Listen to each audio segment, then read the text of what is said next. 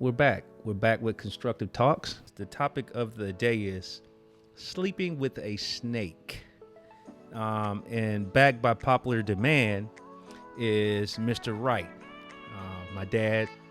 And just a little background, we know, he was born back in the 40s and he lived a life of, a black man growing up in the deep South, South Carolina, and all that Southeast area. And that's where he spent all his childhood, and he still lives there today. So he has a vast amount of active experience growing up black in the South. And, a black man just like we are, we grow up and we experience things in life. And sometimes you get the opportunity to share those experiences. So without further ado, I would like to introduce everyone again to my dad, Mr. Wright. Mr. Wright, you have anything to say to your fans? Hello, how are you? How have you been?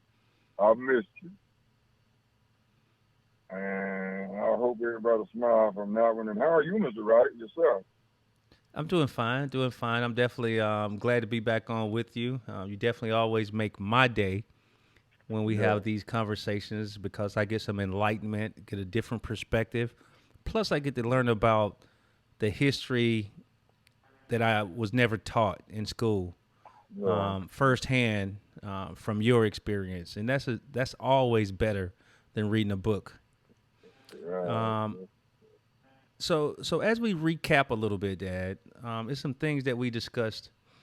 I know episode 1. We were talking about where you were born and things, and how many brothers and sisters you had. Episode 2, we kind of went into when you were talking about digging a hole. You talked about your 7 sisters and going to school. Also discussed George Booger back then too. One of the a negative part, a negative experience growing up with another black man. And so today, as I just told the audience, this episode is going to be sleeping with the snake. And what I want to kind of start off with, Dad. You remember when you discussed in one of the episodes about when you were in the tobacco field or the cotton field, you used to hide when the bus went by, right? Yeah. So let's talk about riding the bus to school when you went. And then let's talk about a little bit of classroom experience back then that you can remember. And just so everybody knows, this will be in the 50s, 1950s. Talk to us about, going to class, your day in class, how you were learning, the typical experience we all get going to school. Can we discuss that? Can you discuss that a little bit? Yeah. We're going to school, man. It was embarrassing at first because you didn't have clothes and shoes, to go like other kids, and you knew this, and you knew you would get laughed at, and so this guy, our stepfather was George Booker, man. So he was really mean. When you was introducing it, I thought about that right then. He was a snake, He was a snake to us. He was very mean, and we had to get what we could get the hard way. The guy that went with my sister, it was 7 of us, remember? It was 7 of us, one me, and the rest of them girls. And she had a boyfriend, and my older sister, my sister next to my older sister, the second one, she had a boyfriend, and he was mean, very mean, very, very mean. And he would come in the house when my mother-in-law would be gone. He would come in the house and be mean, like jump on my sisters and stuff, man.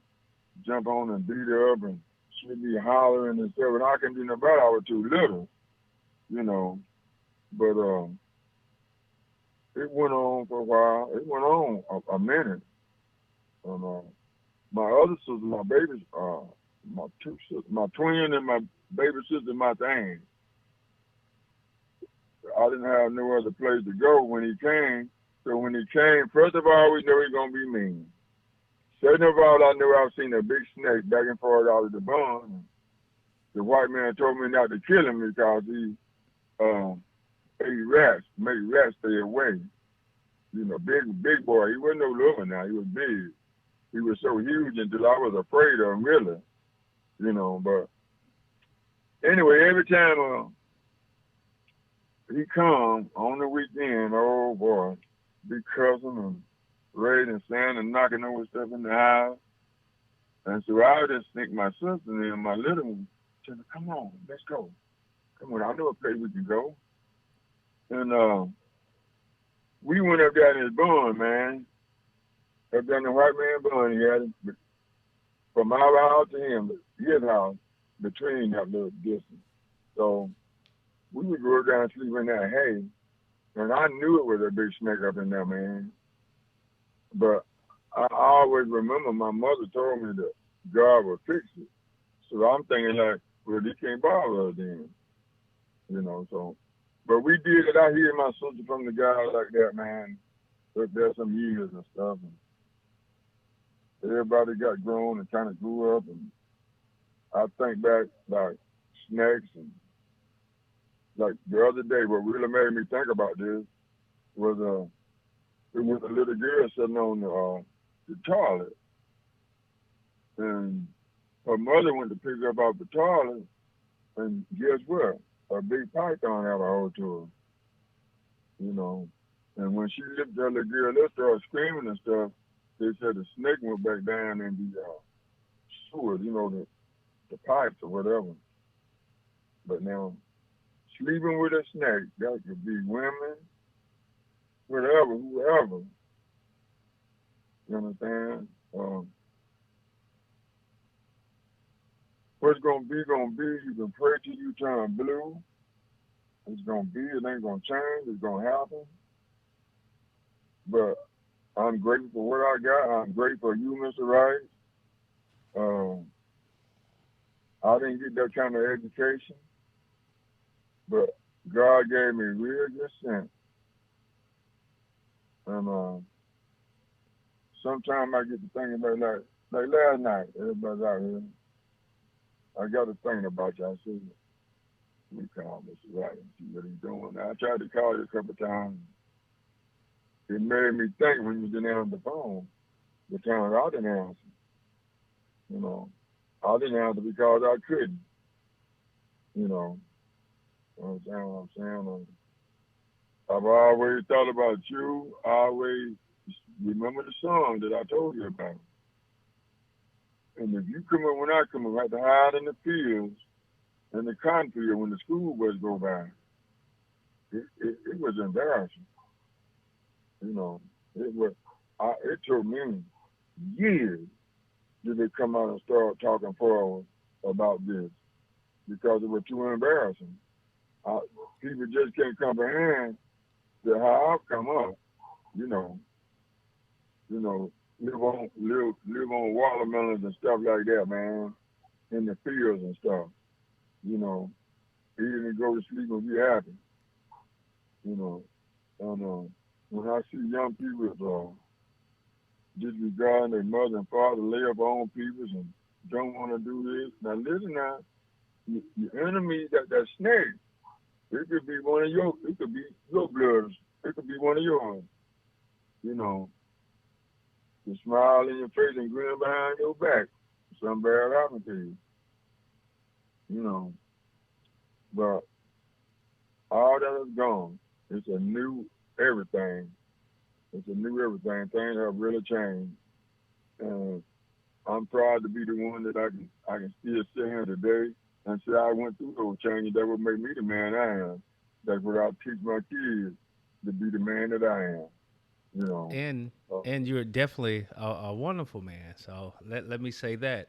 And on that note, and you was talking about the embarrassment of the school. What when you so riding on the bus, what was that like? You know, what was the good of it? What was the challenging part? What was the experience overall? You know what? What kind of bus was it? We didn't go. It was a little old bus. Was it yellow? Was it yellow like they are today? Yes, sir. Yes, sir. Okay. Check this out. We didn't go to school enough for the guy to remember where we got off the road. Got off at, man. Okay. Now you know that's not going now. You know, Yeah. Like, hey, where did I drop you off today? The job, he was just, hey, man, whoa, let them out. Man, I was just so embarrassing to me. And I realized it was happening back then, but what could I do? What could I say? Yeah. You know, just roll with the punches. Yeah, and what grade was that? That was what, like first, second, third grade? When you can remember riding the bus, what grade were you in then? Yeah, oh man, I don't want to say, I don't know. Second or third, right? Somewhere in there, Fourth? somewhere in there. Second, third. Okay. So think about, you rode the bus. Now you get off the bus, because I'm trying to walk folks through it, because everybody has this vision in their head of their experience of walking to the bus stop, getting on the bus. So now once you go to class, from the time you walked in class, what did you go through? What was the process? First we prayed, man. And we prayed, first of all. Then she would tell us the subject for the day. You know what I'm saying? How to keep your hands clean, your ears, or whatever, and so forth. About the first, second grade, man, it was a lady was really teaching me, man. I won't forget that lady. I mean, she took time with me and made me understand, and I was doing real good. And she passed away, and then we was in and out of school like that, man. Nigga, I tell you, man, it's heartbreaking to just really go back into this. You know what I'm saying? Because there's so many things you wish you could have did. You know, growing up to be a man and stuff, and you didn't get to be. And I can understand that, Dad. I truly can understand that. But think about this now. As you go through your experiences, it should not only motivate and mentor others, but give them a perspective of the situation they're in and how to really appreciate it and work harder. So by you sharing your your pain and your experiences and even the fun, it's letting folks know, wow, you know what? Let me stand up straight and be an active participant in my life. Yeah. And on that, so you say you can't. Did you have to do like a pledge of allegiance and stuff like that, or anything, or it was just prayer and then mostly? And I'm quite sure all the students were black. That is correct, right? Yeah. Did you have? Yeah. Did you have to do any kind of pledge of allegiance or anything, or it was just prayer? No, just prayer, man. Okay. Yeah, I was back in that end, but yeah, it was just prayer, but it would always bring a relief to your mind, man. You know, okay. just like I said earlier, you might pronounce a word that I don't have the generous idea what it means, what it is. But if you tell me, I done been there and done that. It makes sense. Yeah, that is true. Yeah. You're like, oh yeah, I've done that. Yeah, you live to get old, you see self-experience, the life you go through, man. Correct. You know, if you go through a tough life, you're gonna show tough love, man. You know, but you're gonna love hard, but you're gonna show tough love. Yeah. You gotta do what you gotta do, boy. You gotta do what you know best. That's work. That's work. That's right. Do what you do best, and that's work. And get the things you need. That's a satisfying thing to my mind. I mean, I don't want that much. Just let the ever do me. No. You were trailing off a little bit, Dad. So kind of stay close to the phone. But listen to this. Tough love, and I would say a lot of people that I've crossed paths with, tough love is a challenge for them. Oh, yeah. You know, if you tell somebody, hey, all right, hey, just shake it off and let's go. Something simple as that. They're like, well, are you taking anything in consideration? I'm not having a good day. This male, female, or whatever, it doesn't matter. Work, work, home, out. A lot of times, tough love, man, it is a real challenge in today's society because people think that you're kind of insulting them or belittling them to tell them to motivate themselves. Mm-hmm. Um, If you tell them in the right way, in the right tone of voice, they may not listen to you then, but I guarantee you, it'll come back. It'll go back to them. It'll come back to them every time. Mm-hmm. so, Brother, what goes around comes around. hmm and that going around, coming around could be, and that's just not just so the audience understands. We've been culturally conditioned to believe what goes around comes around as a negative thing. And see, Dad is not Yeah. talking about that. He's just what he's saying is No, that no, no, you no, no. tell somebody something, and then they're gonna get in a situation, then they're gonna remember, like, oh, You'll remember what he said. he said Yeah. do this. I'm in that situation. I should have paid more Mm-hmm. attention, but I kind of know a little bit. So let Uh, me just do what I paid attention to, and they'll appreciate that word or that motivation that you put into their lives. Um, mm-hmm. and as we talk about cultural conditioning, that's definitely another episode that we're going to do. Think about what the people say. People, I hear folks saying, "Oh, they got karma." Karma is not always negative, and that's Right. one That's thing that we have as I think that we have to do. And I'm talking about your experience in life, Dad.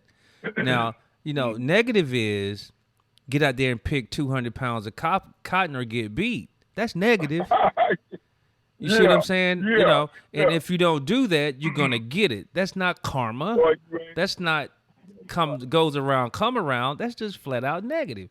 But we're putting these words in there where, well, karma, they're gonna get their karma. Guess what? Karma is good. If you read the dictionary, it's wonderful karma Mhm. as well. So on that, Dad, tell me some of the things that they taught in the classroom Oh, okay. that you can remember Well, most. I remember in class, excuse me, in class with my biggest thing was listening to the reading when she read to us, maybe about Sally, Dick jumping, Jane skipping rope or something, you know what I'm saying? What was she doing? Why did she do that? Because it was fun, stuff like that, they would learn you the good from the bad, Okay. you know, and I went by what the older teacher told me in those days, you know. I just did the best I could do, I listened to them and they got me this far, Okay. you know. I said, yes, sir. Can you share It one of was, it your? was, Go ahead, Dad. No, sorry about that. I apologize. Go ahead. that's okay, man. Okay. It's just that, man, if you listen, you got to listen. If you listen, and you got to listen to everything, like you said, you can't listen to some and don't do it because it'll end up saying, wow, now I listened and got this. You're supposed to have to really listen. I knew how to do that. See, you know how to go and draw plans and build a building. I don't. But if you get in there with me, I go right, I'll build it right along with And, you. I and, know, but and I see, can't draw the plan to it. mm-hmm. And see, that's what I'm learning about. That's what I'm getting from you. That you focus mostly in class on the readings of the teacher, and you painted that picture in your imagination. Yeah, doing So things, yeah. so Yeah. with that being said, that's your strength of if you can see it, you can do it. Um, Yeah, and, right. When and I'm thinking I can't. When I'm thinking I can't, yes, mm-hmm. you can. That's what Okay. she told me. Oh, that's what the teacher Hmm. told you. You can do it. Okay. And I was showing it that I couldn't. I was still telling her we was almost to a cry, dude. You know, and I can't do this, and you can't make me do it. I didn't got kind of, you know what I mean, like that. And she Mm-hmm. said, yes, you can. And she showed me. She took a pen and a paper and was putting down what she was talking about and adding it. I'll be telling you that right there, yeah. Mm-hmm. And she said, I thought you said you couldn't do it. You Now talking about see, the yeah, now the that goes around, relaxation. comes around. See what I'm saying? I'm telling you, man. That's I'm karma. telling You just got karma. You said you couldn't, and she showed you could. So you got some good karma. you. And You some know what good I'm goes saying? around, comes around, because you learned something. You see what I mean? You see? Yeah, That's great. yeah. That's So, right, man. so what I would Yeah. like you to do now, Dad, is tell us one of your, I don't know, something that you remember most about school, about in classroom, having a blast. What do you remember most that sticks in your mind? Man, when we were little, it wasn't that much going on in there. You know, uh, they might learn you how to write, print rings, and print it on the line, write and stuff like that. You know, now I paid attention to that in ground school. That helped me a lot there. But as I think got older, you know, but when we was, like I said, when we was going to school, man, it's kind of funny now. We had bullets at school, man. So you Like had to bullets, run and like reach that gun bullets. bullet, not gun, no, not gun. Okay. Just bullet, yeah, bully. I'm talking about Oh, another guy, bullet, bullies. Okay, bullies. making you, You know you yeah, country, so I had to making listen you, to you a little bit. Okay, bullies. Okay, got it. yeah, like making you give up what make you give up what you got in your little pocket. And they ain't got You know much what I mean? already. Ain't nobody got Yeah, much right man, there. you ain't Oh, gave, God. what you ain't gave nothing but a nickel. That was horrible when you get that. You know what I'm saying? And they come and tell you got to run all over the football field, man. Try to keep them from getting your money, man. And mostly that's what we did to the boys. Most little boys did that stuff, man. Okay, so You know, you back in remember our that. days. You remember that, right? Yeah, And yeah, I think yeah. we've all had an encounter with a bully at one point in time or another in school. Yeah, I but know I you have. go out. You Yeah, get old bullet, but you go out there, you laugh about it as you get older. yeah. You see him again and way bigger than he and Like, yeah. you look at it, yeah. Man, see, I could have got you then. That's something to laugh about it. Yeah, that is correct. And I can remember when I was in second grade, I used to have to run home every day school ended because it was about 3 or 4 little kids. Used to always want to put a whipping on me. Um, Yeah. and not that I didn't fight back. You know, they bullied a little bit. They got some bully time in on me. Definitely, they got some bully time. And and then I started fighting back though. But Yeah. my thing was I had 4 people to fight back. Yeah. This is Well, second time to grade. go anyway. You remember where Sarah Collins at that school? Sarah Collins right off 291, right? Over by Crosby Circle. Yeah. Yeah, Okay. we lived over there, so you can just walk right to school. It was like a mile. It wasn't a good mile. You walk right there by Yeah. 291, and you go through the little playground. Right. Boom, you at Sarah Collins. And yeah, it Right. was a little, little bad kids in the neighborhood, and I used to have to fight all the way home. But after a minute, after they bullied me so many times, like, okay, well, I'm fighting all you guys. It was like you know how you see Yeah. on the movies, on the kung fu movies, where you fight and run, fight and run, fight and Yeah. run, right? So that's how it was. Yeah. And I remember having a Speedy McGreedy book bag. You Mm-hmm. remember Hardee's had the Speedy McGreedy's and I think the Yeah. Hamburglar and all that stuff back then, right? I had a Speedy Right. McGreedy book bag. I remember that, and I used that book bag for things other than carrying books. It was really Yeah. good. It was my Okay. partner in my little fights, my little bully fights. It was a Right. good partner to have. So I always Yeah. made sure I had enough books in there where I can use it. Okay. But okay, that's my experience, and we'll talk about my experiences another podcast. But so, I know you're busy. I don't want to take all your time, but I would like for you to, if you got anything else that you wanted to share, because I know earlier you said you had a little things that you wanted to share. Once you share that, Dad, we'll just close out. And until next time, you know, until we come back again and just share your wonderful experiences with the audience, that's all I'll have today. Do you got anything else that you want to share with the audience or an experience you wanted to share? Well, you know what, man? I'm gonna say this. I'm gonna close it with this. The people that making it, keep on doing what you're doing. You know, the people that don't want to make it, let them keep on doing what they're doing. You know, and you always, you know what, me, myself, I'm going to use the I statement on this. I always believe in God. You know, he'll make a way out of no way, so to speak. Here I am.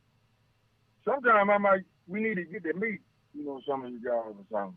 You know, maybe we can do a little video and get right. Let me see who I'm talking to. It would be nice. Yeah, what I'll do, I'll have folks to call in and be able to ask you questions. How about that? Yeah, that's cool. Yeah, Yeah. that'll work. That'll be better. We'll do a little call in, and then you can answer questions. Because Right. the more perspectives, the better questions, or the more questions can come out of conversations. Right. Let them ask me, and I can put my input in. Correct. You know, that's Correct. what I know about that. Yeah, your experience with it growing up, and especially back in those days. Yeah. It's some things they need to know. Yeah, right. That is correct. Huh? All right, Dad. Well, you know the deal. I appreciate you giving us your valuable time, and thank you for sharing a life experience. We definitely will be back in a few days, everyone, to do another podcast for your listening gratification. And I want to say thank everybody for coming out, and I'll let my dad close out. Dad, you want to close out for us today? Hey, you guys. Praise God for everybody. I love you, and peace be with you. Peace. Okay, everyone, that concludes episode 3, Sleeping with the Snake. I look forward to each of you with episode 4, which I have no clue what that's going to be yet, but you know it's going to be amazing. Thank you for joining us on Constructive Talks, and have a wonderful day.